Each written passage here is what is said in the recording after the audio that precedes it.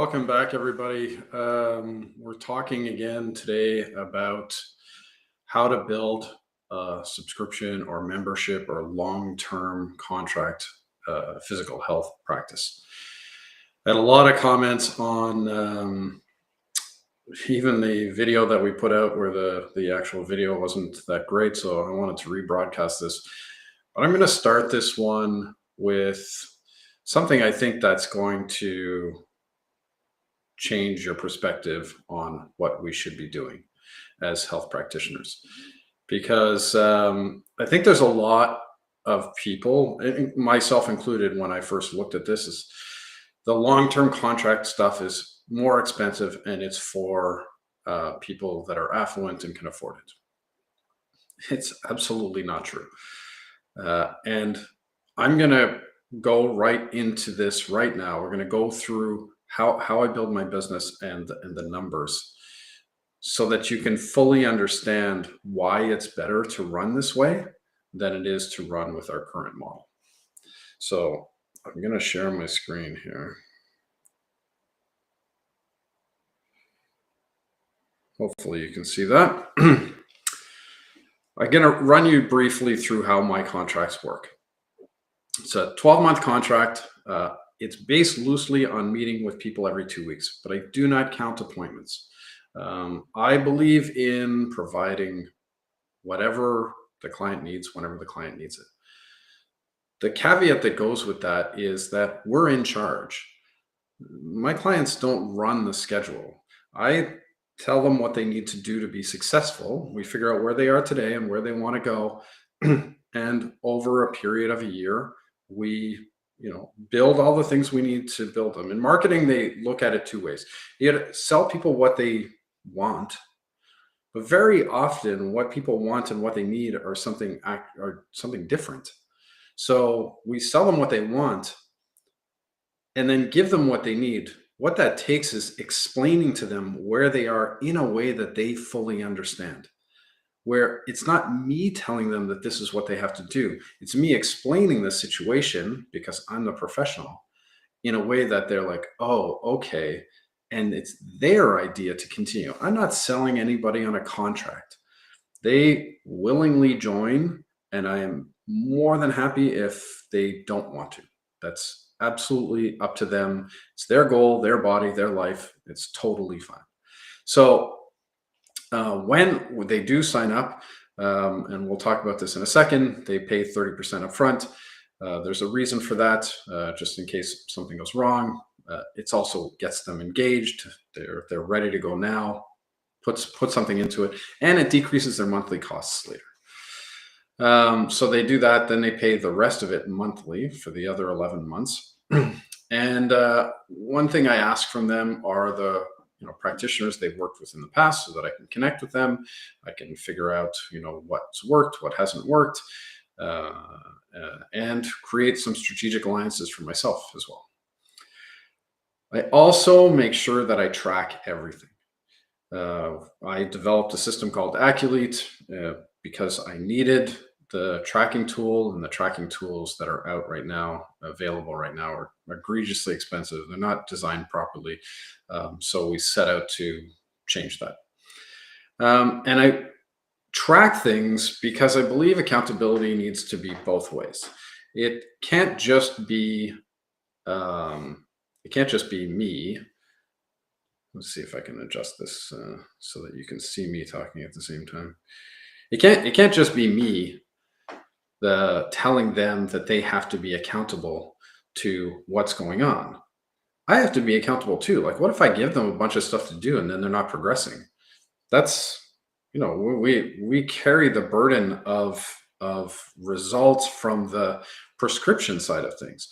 Do intelligent assessments, prescribe intelligently, and if they do them, which is the most important thing, I often talk about this online, not accountability, but adherence to exercises, the exercises you prescribe. So it's the only thing that matters, because if you're prescribing based on an assessment and based on what you're finding, and they actually do them, what are the chances they don't get results? So, so there's that. Let me see if I can get this. I guess I can just go back and forth.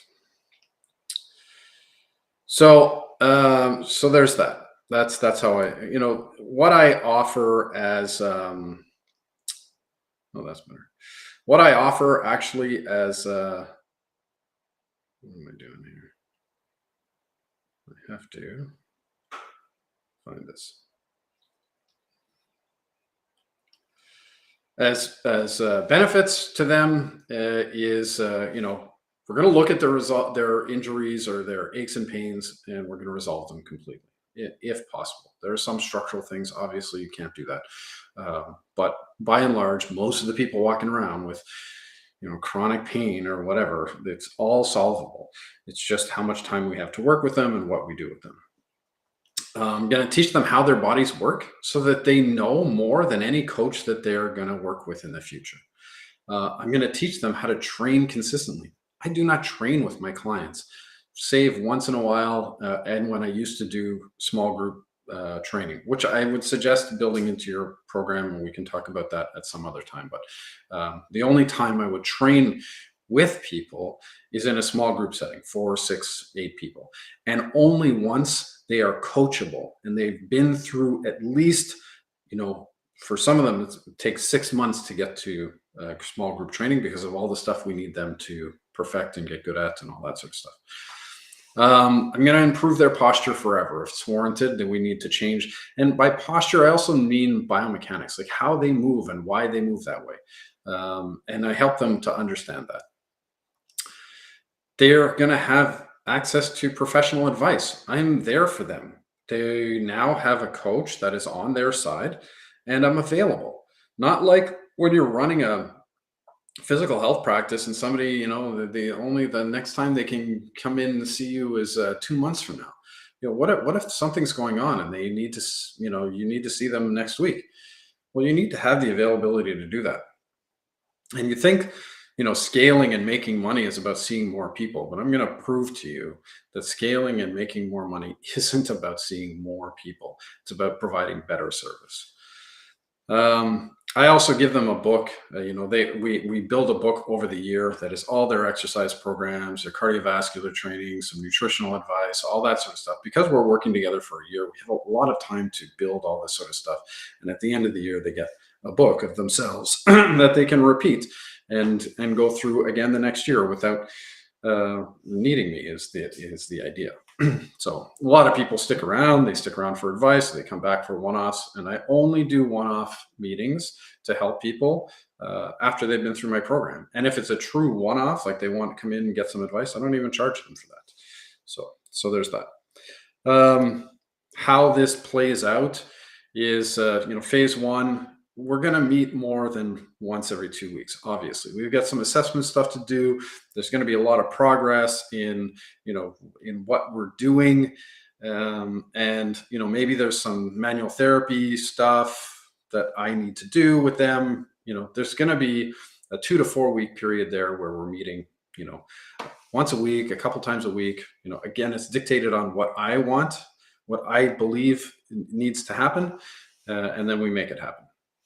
The bulk of the program, phase 2, is 40 weeks approximately, where we meet every second week and we go through updating exercise programs, teaching them, talking about logistics, teaching them about how their bodies move, working on their posture. Maybe we do manual therapy. Maybe we're talking about cardio. Maybe there's all kinds of stuff that we can be talking about throughout the year, and really just helping be there and support them while they go through this learning process for a year to build a healthy lifestyle and build a body that is resilient and healthy. At the end, there's a couple of weeks at the end where you have to sort of review everything. Because I give them the book, I go through the book and make sure we get rid of programs they'll never need again, and reorganize it, help them understand and remember the things that they need to remember, film anything we forgot to film over time so that they have access to it, all that sort of stuff. And we talk about what their future plan is, and we talk about the end result, like what condition they were in when they started and how they're feeling now. I have clients that they couldn't move when they came in, or like every time they woke up in pain, and it was going on for years. And now they're training on a regular basis and they're pain free and all these things. So we have a discussion about that, and it's a great time to collect testimonials, which I'm going to be honest with you, I'm not great at doing, but it's definitely something you should do in your business. So it's a time to discuss what's going on and what the future plan is. So let's talk about the actual numbers. And I'm going to prove to you right now that this working in this method is less expensive than working with a personal trainer, which is not that you could be a personal trainer and work in this method, but working as personal trainer where you're just training with them once, twice, 3 times a week, and they're doing nothing outside. Because when you're training with them, oftentimes you don't have time to program. They're coming in, they want to do a workout, and they're paying for your time one-on-one. Well, first of all, you're getting paid less because they're paying to come see you 2, 3 times a week. Second of all, they're getting less out of it because they're not really learning anything. And if it's, and I used to think this too, well, this is what they're looking for. Yeah, but you as a professional, what are you looking for? Are you looking to actually help people long term, or are you looking to help just make sure they do their exercise program and stand beside them and count their repetitions? Yes, training people is fun. Your knowledge is valuable and can be used to the same impact or even greater impact if you do small group training. The thing is, you can't just have somebody jump into small group training a lot of times. You shouldn't anyway, because they need to be coachable. If you really want to be effective as a small group training coach, then everybody needs to understand the language you're speaking, understand how to achieve the things you're talking about, like watch your posture, watch your low back, check your center of gravity in your feet, all these types of things that you can do in a group setting once they're coachable. And we can talk about that, but let's just talk about the numbers. I'm just going to check to make sure you're still seeing what I'm talking about here. Yeah, we're on the right one. Excellent. Okay. So let's talk about contract costs.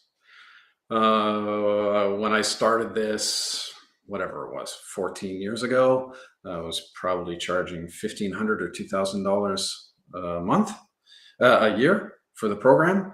Was too little, to be honest. I wouldn't start anywhere less than 3,000, especially now, depending on your skill level and the things you need to build. But when we look at the cost for them, if they're paying 30% upfront and then they're paying monthly, if they're $3,000 contracts, $900 a month, the $900 upfront payment, and then just under $200 a month. Not egregious. And that's, the other end of the scale. I mean, certainly there's probably people charging more than this, I would imagine. I don't know anyone else that works like this. So, but at this end of the scale that I'm at, charging $6,000 a year plus. So that's $1,800 to get started. And then it's just under $400 a month. I'm gonna skip forward, and then I'm gonna go back to because I'm gonna do your cost comparison here. Let me just check this out. So this is just personal training revenue model. If somebody's paying, if they're still paying 60, they're probably in group training, but $80 to $110 a session. Right there, $110 a session, one session a week, that's just under $6,000. That is the, most basic program, or even 4128, for the $4,200, just over $4,000 for basic personal training once a week. What kind of results are they seeing from that? Probably not a lot if they're not doing, probably none if they're not doing anything outside of that. They feel better that they're doing something. But, one of the things I've been saying online lately is we got to stop lying to people and telling them that something is better than nothing, because it's absolute bullshit that something's better than nothing. If you saunter around a couple of times a week, um, you are no farther ahead than somebody that's just living a regular life. Yeah, you might be farther ahead than somebody that's like morbidly obese and sits on the couch all day and has diabetes and is really eating poorly. But is that what you want to compare yourself to? Because if the default is just living a regular life, going to work, coming back, doing things around your where the place you live, cooking meals, whatever it is, and then you're like sauntering a couple of times a week, for 10 or 20 minutes or whatever, you're no farther ahead. Working out once a week, doing various things where half the time you're warming up on a treadmill, or 15 minutes of it you're warming up on a treadmill, you're no farther ahead. So 4,200 bucks for the mid-range there, I don't know. So, but let's look at something a little more concrete that is actually happening right now. And we'll stick to the $80 a session. $80 a session, twice a week, is $8,200 a year. $8,200 a year. And what is somebody getting out of that? If they're not doing anything outside of meeting and just doing a workout twice a week with a one-on-one coach, something they could save tons of money by going to small group training, get better workout, have better community, and then maybe spend some of that other money working with somebody to teach them how to train on their own and actually have an impact. And that's twice a week. What about 3 times a week? Like 3 times a week. And these numbers, might seem inflated. The $110 a session, 3 times a week, I was getting paid that back in 2001. I had multiple contracts that were paying me $1,500 a month to come and have multiple sessions a week, and I cut those contracts because they were boring. Go in and okay, yeah, we're doing a little bit of work, but I'm not getting a workout, and I'm having to travel around, or those contracts. Typically, that level of contract is training people at their house or something like that, and it wasn't for me. I wanted to be able to know that was having a bigger impact than that. And so I very early on started getting into programming. And I already done programming because I worked in varsity, but it's not that complicated to do programming when you're working in the general public, even the active general public. People who really love to stay active and walking around with aches and pains. Okay, there's a number of ways that we can work this. So somebody who's paying that end of the scale, $1,500 a month, $20,000 a year, versus a contract that can make a huge difference to their life, provide them all the service they need, provide them with professional advice for 6, makes me think I should be charging more. Anyway, I digress. So let's look at, I'm just going to look here at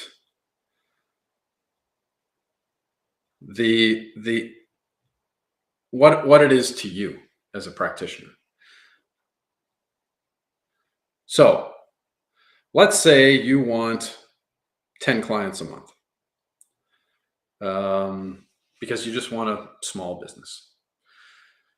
There doesn't seem like there's much in this little sheet here, but there's a lot here. So not only, let's say you're charging 10 you taking on 10 clients a year. So for those of you that don't know, the average amount of clients that a practitioner sees on a regular basis, somebody who's employed full-time, is 60 to 120 unique clients a month. And those clients, at the 120 clients a month, and they're seeing long-term disability, that sort of stuff. But even at the 60 or 80, those people are what? Sticking around for 2 months, sometimes 3. You have a few lifers if you're personal training. You have a few people that are sticking around, coming once a week. It's a lot of people to keep track of. Not only that, But the acquisition rate, so the rate that you have to gain clients to stay employed, this is why on social media they talk so much about getting more clients and getting more clients and scaling yourself. It's bullshit. You don't need to do it, because the only reason you need to do it is because you're structured uh, inversely. If you only need 10 clients a year to boost your revenue, you want to make $40,000 a year, um, because it's a side gig for you, which is totally fine. Now you have an immense amount of time, because if you're basing it on meeting people every second week, that's 5 hours a week of work, but it's good work. It's programming. It's probably more like 6 or 7 hours a week because you're doing stuff before and after and whatever. But that's fine. And you're seeing 10 clients a year. So if you're seeing 10 clients a year, what's your monthly acquisition rate have to be? One client a month. Whereas these 60 to 80 unique clients a month that people are seeing, they're having to gain 20, 30 clients a month, depending on what their programming is like. It's crazy, even if it's 10 or 15 versus one, right? And okay, that's only 10 clients a month, 10 clients a year. Well, let's look at the other ones. 25 clients a year. Now you're working, call it 15 hours, 15 hours a week. Your client acquisition rate is three clients a month. I have workshops that I ran 12 years ago that I still get clients from. So if that represents 2 clients a year, well, okay, that's, it's something for something I did 12 years ago. If you're doing stuff on a regular basis every month, you're on social media, you're doing workshops, you're giving back,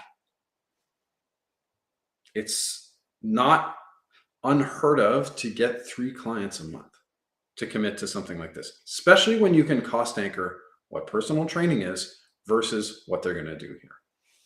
Okay. It's not for everyone. I don't take everyone, right? I take people who really are looking to get healthy. They're not just looking for group training or a workout class or something like that, right? They're looking there. They come with some sort of challenge. We help them get over the challenge. We help rebuild them so that they can go off and live an active life. And, it doesn't take much to talk about it online. There's a lot of people looking for this, and we can go over where the demographic, what the population distribution is, and so who's looking for this sort of stuff. We can go through that in a bit. So 25 clients a year, 3 clients a month. That's not even one a week. And if you're at the $4,000 contract for the year, you're already at a 6-figure salary. I don't know, sort of speaks for itself, I think. So, and if you're full-time, well, call this full-time. You're working 25 hours a week.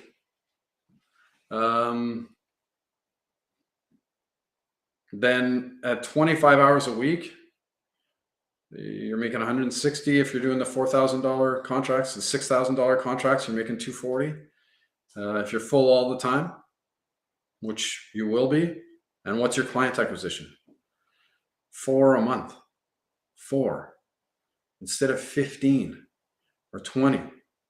And when you cost anchor what they're going to pay to see a personal trainer versus what they're going to pay to see you, they're saving money, so that then they can go and, if you don't offer group training, which you don't have to, they can go join a class. And they'll only do so when you tell them they're ready to do it. So, I don't know. For me, it always made a lot of sense to work this way. Provide a better service for my clients, help them, it saves them money. It really teaches them something. We can keep them accountable. They can keep us accountable. And it's very rewarding. At the end of the year, I have people that are, say like, wow, what a difference it has made in their lives. So for those of you that want to stick around, I'm going to go through a little bit more about how I structure the business, and so that you can see how the flow of it works. Because I'm sure a number of you by now are like, yeah, but like, how do I offer something every 2 weeks? It's not just, there's program updates, but it's how do we structure it in a way that our clients fully understand. So the thing I'm going to share is what, if you've seen this already online, that I've been talking about for a while now, is called the Vitality Pathway. The Vitality Pathway is essential to how I run my business. And I'm going to share it with you right now for free, because I'm a nice guy. If I can figure out this part of it. Let's go there. How did we make this work? I don't remember. Okay. So let me go farther back in my presentation here. So I do teach this to fourth years at university level and the college level. So this is a presentation that I have I've sort of adapted for this. But for those of you that don't know me, it's probably a good thing to go through. I started my career as an athlete in rugby and martial arts. I became a personal trainer in 1996. I started in varsity 1996. Actually, I probably started as a personal trainer in 1995, varsity in 1996. Then when I graduated, I worked another varsity contract, and then I went into the public sector. That actually, I had to carve my own path there, because I was working as a conditioning coach / therapist. So they didn't, they didn't know what to do with me. So yeah, so then I went from there. They sold the clinic, even though we wanted to buy it. And the first two things they did was decrease the treatment time and increase the price.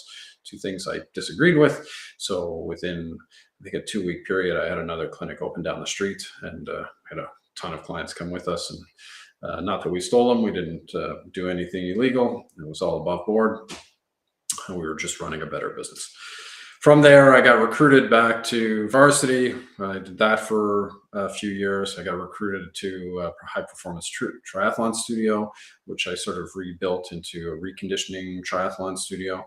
And then from there, I brought my business to this area that I'm standing in here, and started running my practice. It was really 2008 that I started looking, or 2007, I started looking at building this the way I wanted to build it. So when I came out of varsity, one of the stark differences going from varsity to public sector is how the business is run. Because in varsity, athletes come to you, it's what they need whenever they need it. In the public sector, it's nickel and dime them for every single time they step inside the door, and I didn't agree with that. So I started to try and figure it out. It took me a while to iron out all the details. And then once I did, I was just sort of running it like that. I also, and that's my Skill Body Fitness Solutions, that's been the name of the company forever. I run that. And so I'm the founder of a company called Acculete. So we do the Smart Anchor force dynamometer device. That's what helps me track everything that's going on with my clients, and monitor accountability on both sides.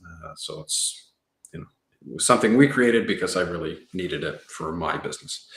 It's an awesome tool. You should definitely get one. And I'm not just saying that because I'm the founder. So, I can go through I can go through this whole thing. Why do we do what we do? To reduce pain, to restore function, and to recondition.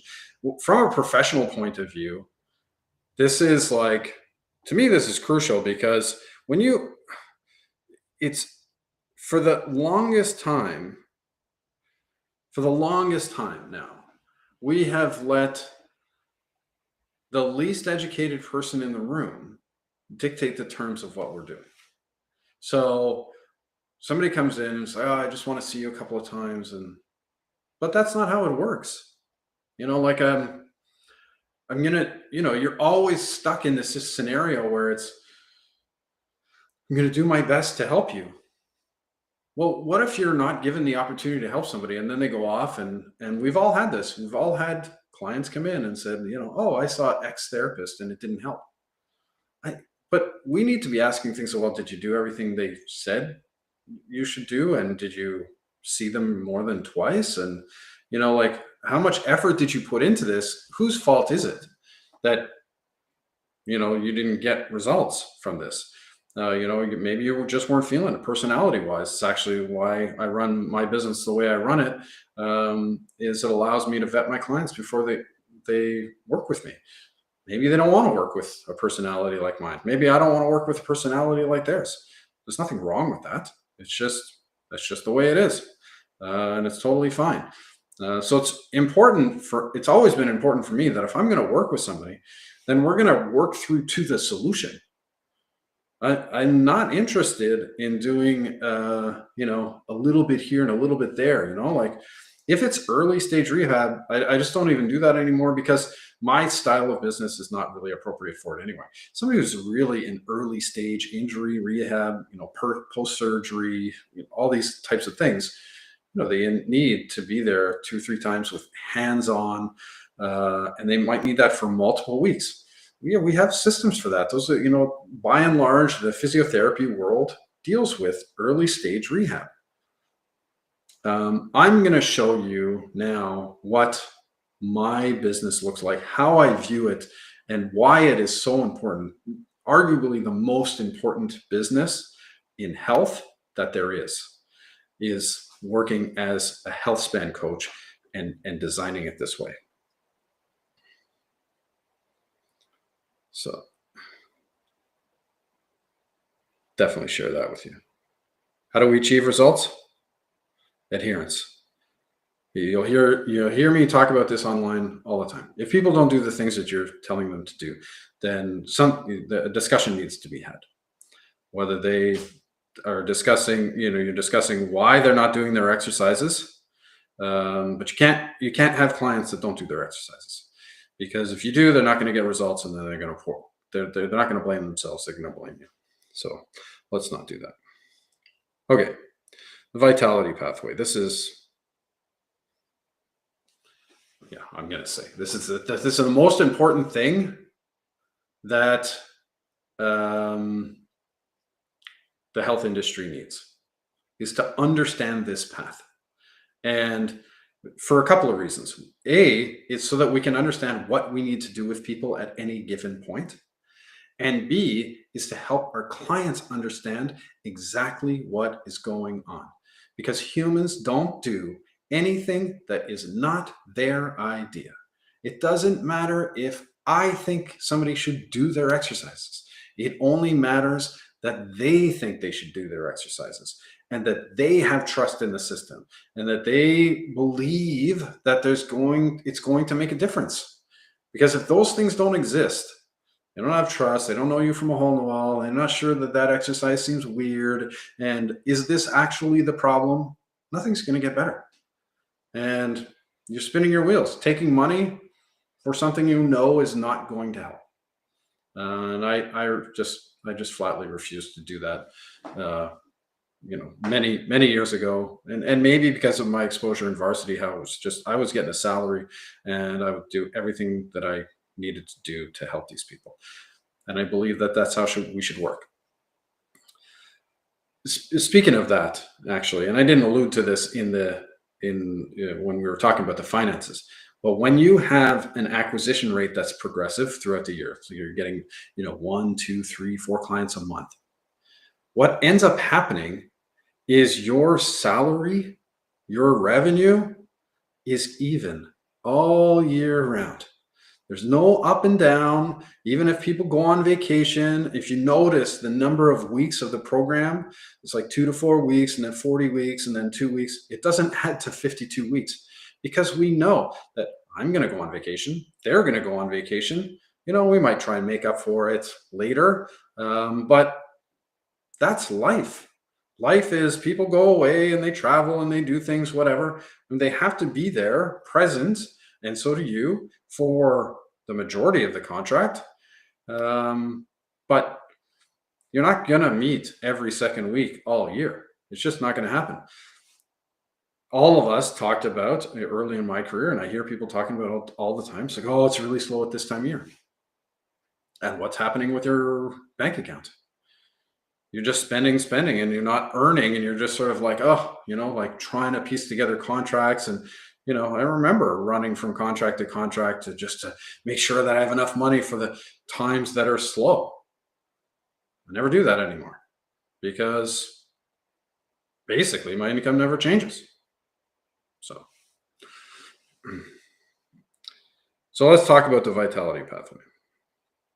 When I talk about the vitality pathway, it's very specifically not a timeline, because to take people from on a path for health, it's not a timeline, it's a pathway. So at one end of the pathway is injured, incapacitated, and as close to dead without being dead. Let's see here. I just want to see if I can. What is going on here?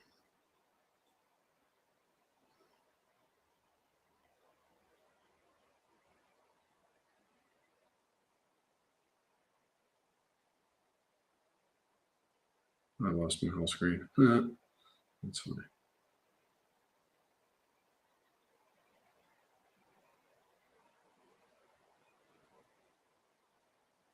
I'm back. Okay. I just wanted to see if I could do the picture-in-picture thing where you can actually see me talking at the same time.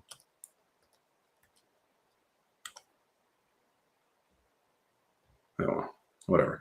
So one end of the pathway is injured, incapacitated, as close to dead without being dead. That's here. The other end of the pathway is the highest end of high performance or human performance. Neither end of this spectrum, of this pathway, is health. Of course, injury and sickness and all of these things is not health. High performance training, as much as the mass media will push that, health is a personal best and a performance in this, it's not. High performance training is not healthy. It's inherently destructive, and therapists spend massive amounts of time trying to keep these athletes together. The long-term result of that is that people, in their 30s, 40s are falling apart. And it's unfortunate, really. I get it. The high performance thing, it's alluring, and if that's their passion, great. And let's do everything we can to keep them together and make sure that they last past their careers, right? For the vast majority of people, this is not the case. So the pathway is from injured, incapacitated, dead to the highest end of human performance. Well, we can all agree that we're somewhere along this pathway. What we really need to do is to show people where they're at. So what was always really interesting to me about this pathway is that when somebody's about 80% along their path to being fully rehabbed from an injury, they stop being able to pay for one-off therapy. They're starting to feel better. They stop seeing the value in working with someone, because every time they show up, they have to pull out a credit card. They have to take their wallet out and pay. And because if they don't show up, they don't have to, that psychology is setting them up for failure. So we know they should complete their rehab. We know they should, be farther along the path before we stop working with them. But that's not how they feel. What's also really interesting about this pathway is that between that 80% mark and actually being ready to jump into fitness, there is a huge gap and a number of things that people need to learn and take on. Not just take on. They need to learn it and they need to adapt to it. They need to train. There's a whole bunch of stuff they need to do, and this is what we're going to talk about here.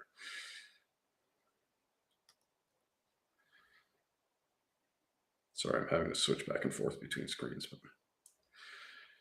So it's really well known that the 3 phases of injury rehab, so IRP 1, 2, and 3, injury rehab phase 1, 2, and 3.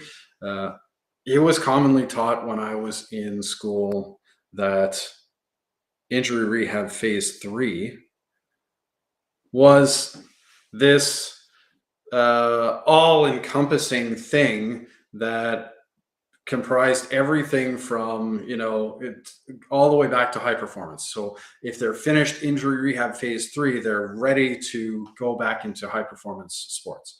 It's absolutely not true. Injury rehab phase 3 is about being able to walk pain-free from the couch to the fridge. That's what that injury rehab phase 3 is about. It's not about human performance. When we get near the end of injury rehab phase 3 is when we have to start talking about reconditioning. So you blew your ankle and you hobbled around for a while and then you sought some, help with it and now your back's sore. Okay, why? It's like maybe we need some reconditioning there. Maybe, we don't leave that. It's like you drove into a post and you got a big dent on the side of your car. It's like, and the dent on the side of your car is now rubbing against your wheel. Well, it's rubbing lightly. Well, we don't leave that. You leave it, it's just going to pop the wheel, right? It's the same thing. It's like if people have aches and pains, it stops them from doing activity. The less activity they do, the more pain they're going to be in. The less function they'll have. And it's a slippery slope, right? So, no, we need to continue past IRP3 to do all of these steps to make sure that we get them to fitness. And it probably sounds like a lot until I show you what the steps are. And they're not anything that's genius. And the reason it's a pathway and not a timeline is because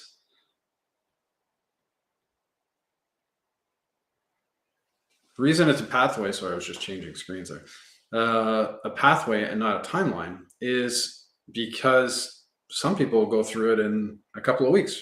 They're got really good biomechanics. The injury wasn't that bad, didn't affect them that much, and they bounce back.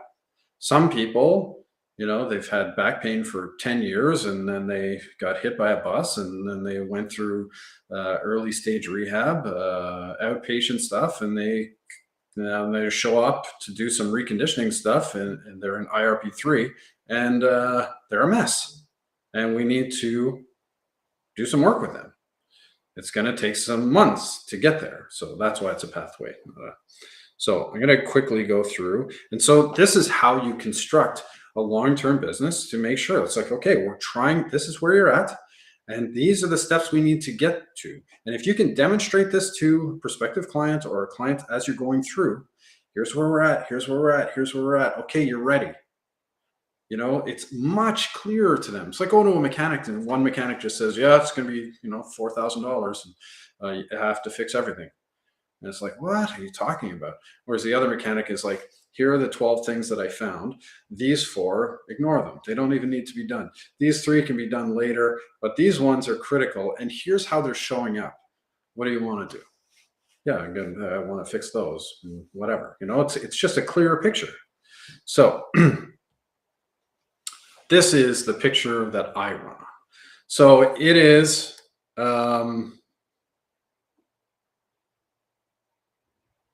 keep trying to do this anyway. I'm stubborn that way. So it is IRP 1, 2, and 3. So IRP 1, let's get rid of pain. IRP 2, let's restore full range of motion so that we can have access to a bunch of stuff that's going on. IRP 3 is restore basic function. They should be able to move around, go to work, do the things they need to do without being in pain or anything like that. The next thing we need to check with people, especially chronic pain, people that have had chronic pain in their past, anybody over the age of 35, anybody who played sports, we need to check for imbalances. Can they move properly one way and versus the other? And so there are two types of imbalances we check for. One is movement imbalance, right? Can you move properly, equitably? And then the second one is, is the strength balanced equitably? Because if either one of those doesn't exist, then joints are going to sit properly centrated in their position.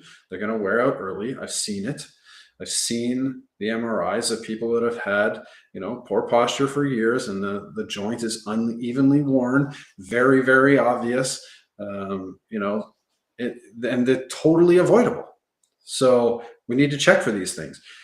These people running around with these kind of imbalances, if they are doing things that are appropriate for the fitness end of the spectrum here, then what's going to happen? If they're here, on our pathway, and they're doing things that are appropriate for here, what happens? They get kicked all the way back down to here, and they start all over again, right? So we can't let that happen. RCP2 is to establish fundamental skills. This is controlling basic posture. Can you get into the positions that I want you to get into? Can we get your back straight? Can we get you sitting up tall? Do you have control of your lower back? Can you control your hips, joints? Do you have mobility? Can you do all of these things? Not under stress. Can you just actually do them? Because if you can't, we can't move forward. We can't move forward until I know you have control of those things. Because the next step, RCP3, reconditioning, RC just stands for reconditioning, reconditioning phase 3, is to now apply stress to all of those. So this is biomechanical stability. Biomechanical stability is, call it core, call it whatever you want to do. It's not, being able to hold yourself in a position to protect yourself. It's to have control of your posture under stress. So you need to be mobile, you need to be rigid sometimes, depending on what the level of the stress is. And but you need to ultimately have control of this. We can't go past that phase until we have some basic controls. We don't have to have all control before we move forward, but there's some you have to have control of your lower back, your hip position, your pelvic position, your upper back, shoulders, okay? At the very least. Then we can start looking at things like RCP3 or RCP4 and 5 are typically more things you see in a gym setting.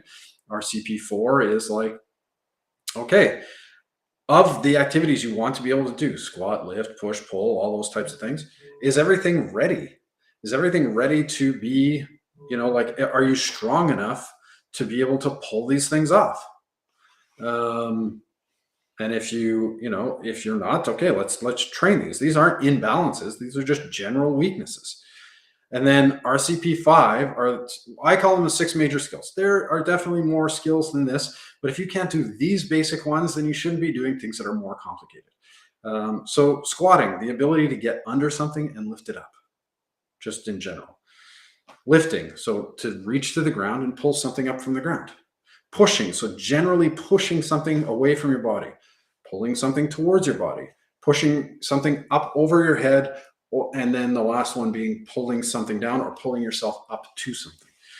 If we can do those 6 as a foundation, then we can look at, rotation and lunging and all of these other things that are more complicated on the body and require better biomechanical stability, better foundational work, and control of the 6 major skills. all of that stuff actually morphs into one because your biomechanical stability is required for your six major skills. So again, you're training your biomechanical stability in these six major skills under stress. And so a lot of the stuff just one morphs into the other. Once we're ready for that, then we can start doing intentional training, based on goal orientation, like goal you're trying to achieve, play a particular sport or do something like that. Whatever your goal is in fitness, we can start doing intentional training. And then, of course, if you're going into performance, what's your sport? What's the skill you need to learn? And, we're moving on from there.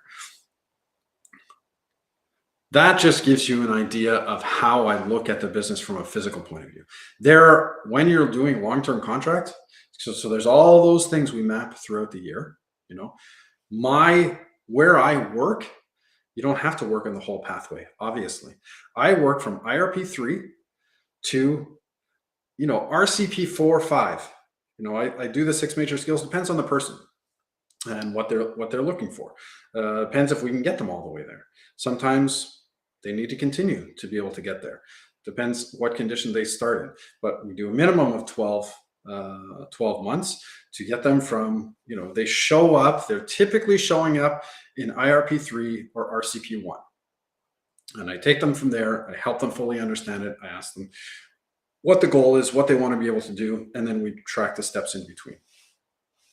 Along that pathway, we talk about nutrition, we talk about sleep, we talk about stress, we talk about time management. There's a number of things that are going to affect their lives and why people often get derailed. Life happens. You're there as a coach and a mentor to help them through those times. I have clients that in the past, it's like, oh, there's this 4-week period that they're working 90 hours a week. So really hard. And they feel guilty because they can't get their exercise programs in. I'm like, because no high performance athlete even works all year. It's time to recover. You're working 90 hours a week. Let's work on recovery. Let's work on just do a few movement things. We don't need to constantly ascend to the next thing. And we teach them that, okay, well, that time of year is always like this. These are the things I want you to do at that time of year. And in their book, I might put like November. November is recovery month, and we get to talk about all of these types of things. So in general, this is how my program works, why it works better for the client, why it works better for you, why we need to break away from pay by appointment, because even though I said I think it was a physical therapist or personal training model, the revenue model, it's the same thing if it's in a therapy clinic or anything like that. And you might think it's like, well, if I have somebody that's post knee surgery, what all I can do is their injury rehab. Well, there's a system that I use to get people into the business to make sure that they're appropriate for the business. You would be amazed how many people that are just going through they have hip replacement. Well, they never want to go through that again. They want to be able to train, so they want to go through the rehab, and early stage rehab. I refer it out, and then when they're appropriate, they're ready, they come back to me and I start working with them and we rebuild the whole thing. You'd be amazed how many people, when I tell them that this is the opportunity to work like this, they're like, oh my God, I didn't even know this was available. And this is of course what I'm looking for. So I can talk for hours and hours and hours. We've been on already for I don't even know how long, almost an hour. So I'm not going to go through all of those details. But maybe I'll get back on. I'll try and be online live so that people can interact with this. I don't have all my channels open, but feel free to leave comments. I'll read all the comments. DM me with questions, whatever it is, so that I can help people, look at building a business like this. Somebody had asked me, it's like, oh, is there something you sell here? Are you trying to sell something? I was like, I have nothing to sell for this. Although, so I put out today that I'm looking for 6 exceptional health coaches. The idea is I'm going to take 6 people and we're going to reorient their businesses to this and teach them everything they need to do And if it's you that's looking for it, I'll teach you everything you need that I've learned and help you build that business. And I'm not going to charge the first 6 people through, because I am going to build a business, just a coaching, mentoring part of my business out of that, because I have a vested interest in helping the industry change. And the first 6 of you that apply, that get in, that are ready to do this, we'll go through at least 3 months to help you build your program, help you build your structure, help you market properly, acquire the clients you need, do all of that. And what I'll get out of it is some feedback on some of the things that are working and not working.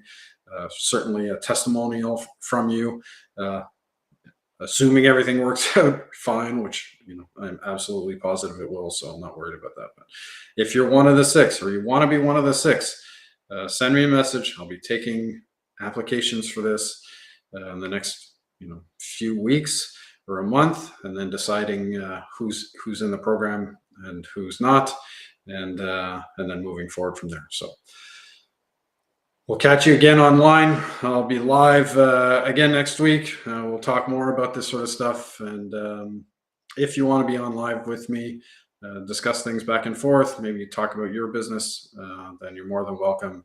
Again, DM me, and we'll go from there. Okay.